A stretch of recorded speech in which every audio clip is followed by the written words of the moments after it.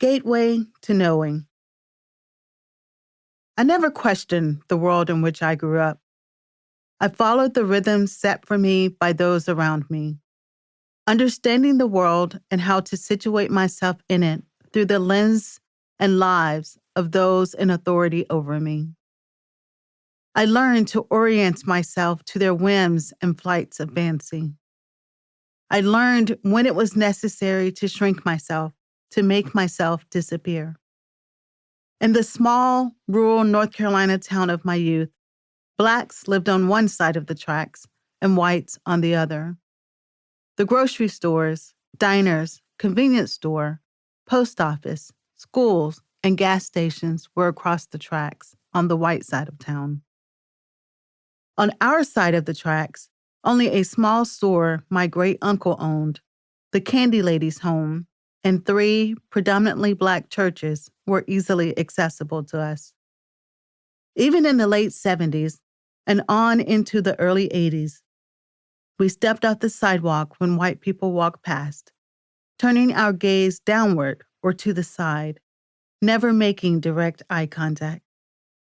We paused our movement to let them enter establishments first, and on the rare occasion that we got to eat at Jones's, the local cafe, we called in our food order and then crossed the railroad tracks to the cafe's back door, where we gave our money to the one Black worker and retrieved our greasy hamburgers and hot dogs in a small paper sack.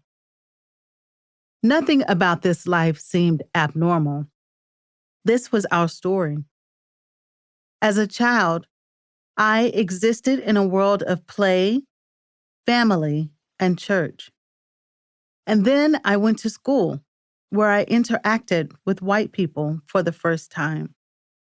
And with play being such an integral part of the world in which I grew up, it never dawned on me that asking my white classmates, "Can I come over to your house to play?" was taboo. I was 5. What did I know about situational ethics and contextual relationships? More than 4 decades have passed since I posed that question, but I'll never forget the replies of those twin sisters in my kindergarten class. One shook her head and said, "You're a secret. We can't play with you when we're not at school." "Why?" I asked in 5-year-old naivete. The other sister answered, "'Cause you're a and my grandma don't want us playing with." I shrugged off their comments, and we continued our play as if nothing cruel had transpired. Yet indelible ink wrote across the pages of my heart in crisp kindergarten crayon scribble, "There's something bad about me."